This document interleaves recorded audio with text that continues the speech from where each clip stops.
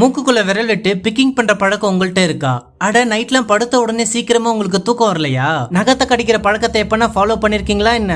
அப்போ கை கொடுங்க, நீங்களும் ஒரு ஜீனியஸ் தான். இப்படி நீங்களும் ஒரு ஜீனியஸ் தான் ப்ரூவ் பண்றதுக்கு ஏகப்பட்ட அறிகுறிகள் இருக்கு. அதுல சில சைன் என்கிட்ட இருக்கு, உங்கள்கிட்டயும் இருக்கு, இன்னும் நிறைய மக்கள்கிட்டயும் இருக்கு. அதுக்காக நம்மளும் ஒரு ஜீனியஸ் தானான்னு கேட்டா கண்டிப்பா கிடையாதுன்னு தான் சொல்லுவேன். ஜீனியஸ்க்குன்னு சில சைன் இருக்குன்னு சொன்னேன்ல, அதுல ஒவ்வொரு சைனுக்கு பின்னாடியும் சில ஸ்ட்ராங்கான ரீசனும் இருக்கு. அந்த ரீசனும் அந்த சைனும் ஒன்னா மேட்சானா மட்டும்தான் அவங்கள ஜீனியஸ்னு சொல்லுவாங்க. இன்னைக்கு இந்த வீடியோல ஜீனியஸ்க்கான 8 அறிகுறிகள் பத்தி சொல்லி அந்த சைன்கான பெர்ஃபெக்ட் ரீசனும் சொல்லி அது உங்ககிட்ட இருக்கான்னு செக் பண்ண போறோம். சொல்ல போற 8 அறிகுறிகளுக்கும் ஒவ்வொரு பாயிண்ட் ஆட் பண்ணிக்கிட்டு வீடியோவோட முடிவுல 8க்கு நீங்க எத்தனை பாயிண்ட் ஸ்கோர் பண்ணிருக்கீங்கன்னு கமெண்ட்ல சொல்லுங்க. அந்த கமெண்ட்டை மத்தவங்க படிக்கும்போது இவ்வளவு பேர் ஜீனியஸா இருக்காங்களான்னு அவங்களும் தெரிஞ்சுக்கிறதுக்கு உதவியா இருக்கும். வீடியோக்குள்ள போகிறதுக்கு முன்னாடி ஜீனியஸ்னா என்னன்னு ஷார்ட்டா சொல்லிக்க விரும்புறேன். ஜீனியஸ் அப்படின்றது குறிப்பிட்ட ஏஜுக்கு அப்புறமா வரதெல்லாம் கிடையாது. அதுக்கான அறிகுறிகள் எல்லாமே பிறந்ததுல இருந்தே இருக்கும். அந்த சைன் உள்ளவங்க அவங்க நினைச்சதை அச்சீவ் பண்றதுக்கு தேவையான சக்தியை அவங்களுக்குள்ள இருக்கிற அந்த சைனே கொடுக்குமா. அந்த ஜீனியஸ்கான சைன் உங்களுக்குள்ளேயே இருந்து அது உங்களுக்கே தெரியாம கூட நீங்க ஃபாலோ பண்ணிட்டு இருக்கலாம். அதை என்னன்னு நீங்க தெரிஞ்சுக்கிறது ரொம்பவே அவசியம். சரி வாங்க அந்த 8 சைனும் என்னென்னு பார்த்துடலாம். Number 1, I am not a genius. Friends, APJ Abdul Kalam சொன்ன இந்த கவிதையை நீங்க எப்பனா கேள்விப்பட்டிருப்பீங்க. ஒரு முட்டாள் தான் ஒரு முட்டாள் என உணரும் போது புத்திசாலி ஆகிறான், ஒரு புத்திசாலி தான் ஒரு புத்திசாலி என பெருமை கொள்ளும் போது முட்டாள் ஆகிறான். இதுதான் பிறவி ஜீனியஸ்கான நம்பர் 1 சைன் கூட சொல்லலாம். அதாவது ஒரு ஜீனியஸ் தான் எப்பவுமே ஒரு ஜீனியஸ் அப்படின்றத ஒத்துக்கவே மாட்டாங்களாம். எக்ஸாம்பிளுக்கு நீங்க எக்ஸாம்ல நிறைய மார்க் ஸ்கோர் பண்ணிட்டீங்க, இல்ல ஏதாவது ஒரு ஸ்போர்ட்ஸ்ல வின் பண்ணிட்டீங்கன்னு வச்சுப்போம். அதை பார்த்துட்டு உங்க ஃப்ரெண்டோ இல்ல யாருன்னா ஒருத்தரோ உங்களை வந்து பாராட்டி புகழும் போது உங்களுக்கு அந்த புகழ்ச்சி பிடிச்சிருந்தோம் அந்த புகழ்ச்சி அவாய்ட் பண்றீங்கன்னா அப்போ நீங்க ஒரு ஜீனியஸ் தான். இப்படி அவங்க புகழ்ச்சி அவாய்ட் பண்றதுக்கான ரீசன் என்னன்னா, என்னதான் அச்சீவ் பண்ணாலுமே இதெல்லாம் ஒரு பெரிய அச்சீவ்மெண்டே கிடையாதுன்னு அவங்க மனசுக்குள்ள தோணிக்கிட்டே இருக்குமா. இந்த மனநிலை தான் அவங்கள மேலும் மேலும் அச்சீவ் பண்றதுக்கு உதவி பண்ணும். இந்த மனசு உங்கள்கிட்ட இருந்தா நீங்களும் ஒரு ஜீனியஸ் தான். Number 2, no speaking. நீங்க நிறைய பேர் கவனிச்சிருப்பீங்க, எல்லாரும் இருக்கும்போது கூட சில நேரம் அவங்க நோஸ்குள்ள விரல் விட்டு பிக் பண்ணிட்டே இருப்பாங்க. இந்த சைன் உங்ககிட்ட இருந்தா நீங்களும் ஒரு பிறவி ஜீனியஸ்னு சொல்றாங்க. என்னடா பாக்குறதுக்கே ஆக்வர்டா தெரியற இந்த ஹாபிட் போயிட்டு ஜீனியஸ்கான சைனானு உங்களுக்கே ஆச்சரியமா இருக்கலாம். பட் இதுக்கான ரீசன் என்ன சொல்றாங்கன்னா, ஒருத்தர் நோஸை பிக் பண்ணிட்டு இருக்கும்போது அவங்க மனசுக்குள்ள ரொம்ப ஆழமா சிந்திச்சுட்டு இருப்பாங்களாம். அவங்களுக்குலாம் பேசிக்காவே இன்டெலிஜென்ஸ் பவர் மத்தவங்களை விட ரொம்ப அதிகமா இருக்கும்னு சொல்றாங்க. இவங்களாம் ரொம்ப அதிகமா தனிமையை விரும்புவாங்களாம். அதே நேரத்துல எந்த ஒரு செயலை செய்ய போறதுக்கு முன்னாடி அந்த செயலை செய்யறதுனால என்னென்ன நெகட்டிவ் இம்பாக்ட் ஏற்படும்னு பாசிட்டிவ் சைடை விட நெகட்டிவ் சைட் பத்தி தான் ரொம்ப அதிகமா திங்க் பண்ணுவாங்களாம். இதனால அவங்களே நெகட்டிவ் குழிக்குள்ள விழாம பாத்துக்கிற திறமை அவங்களுக்குள்ள இருக்குன்னு சொல்றாங்க. பாக்குறதுக்கு அக்வர்டா இருந்தாலும் இதுவும் ஒரு ஜீனியஸோட சைன் தான் சொல்றாங்க. நம்பர் 3, கிறுக்குதல். நிறைய ஆழமா சிந்திக்கக்கூடிய பவர் உள்ளவங்களுக்கு ஹேண்ட் ரைட்டிங் அவ்வளோக்கா நல்லா இருக்காதான். அதுக்காக ஹேண்ட் ரைட்டிங் சரியில்லாத எல்லோருமே ஜீனியஸா அப்படின்னா கண்டிப்பா கிடையாது. உதாரணத்துக்கு உங்களோட ஹேண்ட் ரைட்டிங் ஏதோ பார்க்க சுமாரா தான் இருக்குன்னு வச்சுப்போம். அப்போ உங்க மனசுக்குள்ள ஹேண்ட் ரைட்டிங்க்குலாம் யாருப்பா முக்கியத்துவம் கொடுப்பா, பார்க்க படிக்கிறதுக்கு புரிஞ்சா போதுன்னு உங்க மனசுக்குள்ள தோணுச்சுன்னா நீங்க ஒரு பிறவி ஜீனியஸ்னு சொல்றாங்க. ஒரு சிலர் என்ன பண்ணுவாங்கன்னா, பார்க்க கையெழுத்து அழகா இருக்கணும்னு நிறைய எழுதி பிராக்டிஸ் பண்ணுவாங்க எக்ஸாம்காக. பட் அவங்களோட ரிசல்ட் பாத்தீங்கன்னா எக்ஸாம்ல மார்க் கம்மியா தான் எடுத்திருப்பாங்க. அதுவே ஜீனியஸா இருக்கிறவங்க என்ன பண்ணுவாங்கன்னா, கையெழுத்துக்குலாம் அதிகமா பிராக்டிஸ் பண்ணாம எக்ஸாம்காக அதிகமா படிச்சு நிறைய மார்க் அவங்க ஸ்கோர் பண்ணிருப்பாங்களாம். அதாவது இந்த ஜீனியஸா இருக்கிறவங்க தேவையே இல்லாத வெட்டியான விஷயத்துக்கெல்லாம் டைம் வேஸ்ட் பண்ணாம எது மெயினோ அதுக்கு மட்டும் தான் ஃபோக்கஸ் பண்ணுவாங்கன்னு சொல்றாங்க. உங்களுக்கு ஸ்கூல் ஆர் காலேஜ் படிக்கும்போது படிக்கிறது கூட படிச்சிடலாம்ப்பா, ஆனா எழுதுறதுல ரொம்ப கஷ்டம்னு உங்களுக்கும் தோணி இருந்தா நீங்களுமே ஒரு பிறவி ஜீனியஸ் தான்.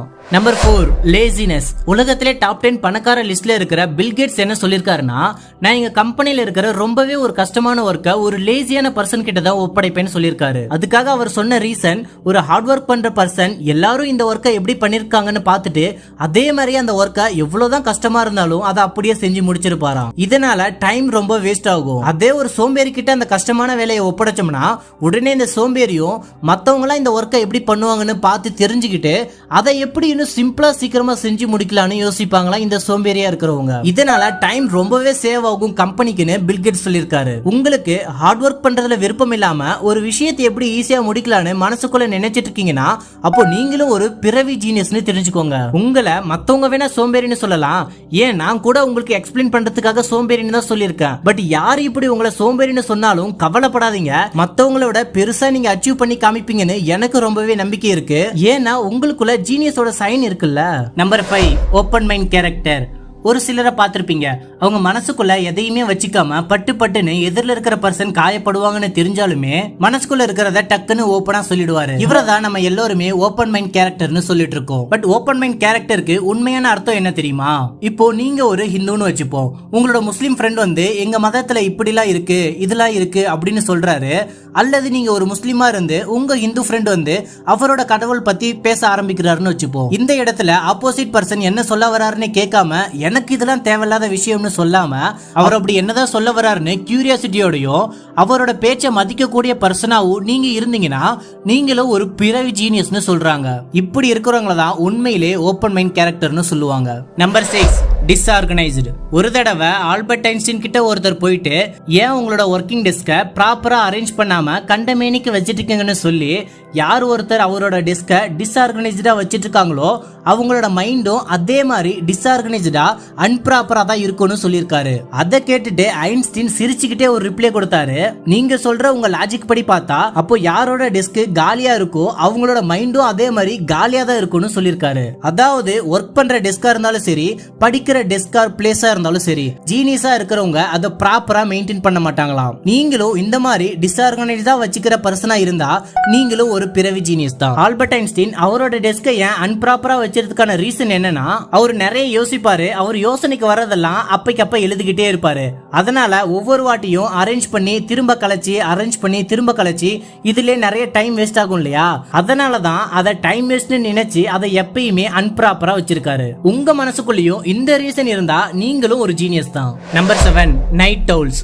பொதுவா எல்லா மக்களுமே இதைத்தான் சொல்லுவாங்க, காலையில எழுந்து படி, மனசுல நல்லா பதியும், காலையில எழுந்து ஒர்க் அவுட் பண்ணு, ஜாகிங் போ, ஓடு, உடம்பு ஃபிட்டா இருக்கும்னு சொல்லுவாங்க. ஒரு நார்மலா இருக்கிற பர்சனுக்கு தான் இயர்லி மார்னிங் அப்படின்றது செட் ஆகும். ஆனா பிறவிலே ஜீனியஸா இருக்கிறவங்களுக்கு எந்த ஒர்க்கை செய்யணும் அப்படின்னாலும் நைட் நேரத்துல அவங்க செஞ்சாதான் அவங்களுக்கு ரொம்ப போக்கஸாவும் இருக்கும், அதை ஈஸியாவும் செஞ்சு முடிப்பாங்களாம். அதே மாதிரி அவங்க நைட்ல படிச்சாதான் அவங்களோட பிரெயின்லயும் நல்லா ஸ்டோர் ஆகுமா. அவங்களுக்கு நல்லா சிந்திக்கக்கூடிய திறன் அப்படின்றது காலையில இருக்கிறத விட நைட் நேரத்துல தான் ரொம்ப எஃபிஷியன்ட்டா இருக்கும்னு சொல்றாங்க.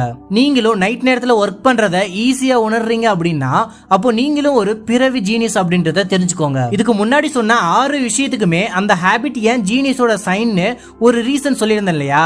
பட் இந்த சைனுக்கு ரீசன் அப்படின்றதே கிடையாதான். நீங்க நைட் ஹவுல்ஸா இருந்து உங்களுக்கு ரீசன் தெரிஞ்சா கமெண்ட்ல சொல்லுங்க, எல்லாரும் தெரிஞ்சுக்க உதவியா இருக்கும். Number 8, over thinking.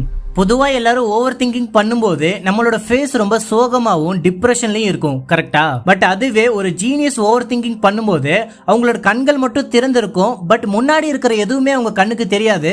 ஆனா ஒரு திங்கிங் உலகத்துல தான் மிதந்துட்டு இருப்பாங்க. அப்படி மிதந்துட்டு இருக்கும் போது அவங்களோட முடியை பிடிச்சி கையால சுத்திட்டு இருப்பாங்க, இல்லாட்டி முடியை பிக்கிற மாதிரி பிடிச்சி இழுத்துட்டு இருப்பாங்க, அதுவும் இல்லாட்டி நகத்தை போட்டு பல்லால கடிச்சுக்கிட்டு இருப்பாங்க. இந்த மாதிரி எதுனா ஒண்ணு பண்ணும்போது தான் அவங்களுக்கு ஒரு பெட்டர் ஐடியா கிடைக்கும்னு சொல்றாங்க. உங்கள யாருக்குன்னா இந்த பிஹேவியர்ல எதனா ஒன்னு இருந்தா கூட நீங்களுமே ஒரு பிறவி ஜீனியஸ் தான். Number 9, nail sign. ஃப்ரெண்ட்ஸ், இப்பவே உங்க கட்ட விரல்ல இந்த மாதிரி ஒரு ஹால் சர்க்கிள் ஒயிட் கலர்ல இருக்கான்னு செக் பண்ணுங்க. அந்த ஒயிட் கலர் சர்க்கிளை லூனுலா அப்படின்னு சயின்ஸ்ல சொல்லுவாங்க. இந்த சர்க்கிள் எந்த அளவுக்கு சைஸ்ல பெருசா இருக்கோ இந்த மாதிரி சைன் இருக்கிறவங்களுக்குள்ளயும் ஜீனியஸ்க்கான அறிவாற்றல் இருக்கும்னு ரிசர்ச்ல கண்டுபிடிச்சிருக்காங்க. பட் அவங்க இதுக்கான ஒரு சரியான ரீசன் எதுவுமே கொடுக்கல. பட் ஃப்ரெண்ட்ஸ், இப்போ தெரிஞ்சுக்கலாம் வாங்க. இதுக்கு முன்னாடி வர 8 அறிகுறிகள் சொல்லியிருக்கேன் இல்லையா? அதுக்கு உங்களோட மார்க் என்ன வந்திருக்குன்னு கால்குலேட் பண்ணிக்கிட்டு அப்படியே உங்க கட்ட விரல்ல இந்த ஒயிட் சர்க்கிள் இருக்கானு செக் பண்ணி கமெண்ட்ல சொல்லுங்க. 8க்கு அதிகமான மார்க்கும் கூடவே இந்த நைல்ல ஒயிட் சைனும் இருந்துச்சுன்னா அப்போ இது ஒரு ஜீனியஸ்கான சைன் தான் முடிவு பண்ணிக்கலாம். ஃப்ரெண்ட்ஸ், இந்த வீடியோல சொன்ன 8 சைன்ல உங்களுக்கு எத்தனை சைன் மேட்ச் ஆனாலும் சரி, அதுக்கான ரீசனும் உங்கள்ட்ட இருக்கான்னு செக் பண்ணிக்கோங்க. அப்படி ஒருவேளை அந்த ரீசன் உங்கள்ட்ட இல்லாட்டி அந்த ரீசனை ஃபாலோ பண்ண ட்ரை பண்ணுங்க. உங்களாலையும் ஜீனியஸ் ஆக முடியும். நீங்க நினைக்கிற எதுலயுமே சீக்கிரமா அச்சீவ் பண்ண என்னோட வாழ்த்துக்கள். அப்படியே இந்த வீடியோ பிடிச்சிருந்தா மறக்காம லைக் பண்ணிட்டு கூடவே நம்ம மிஸ்டர் பிரதர் சேனலையும் மறக்காம சப்ஸ்கிரைப் பண்ணிக்கோங்க.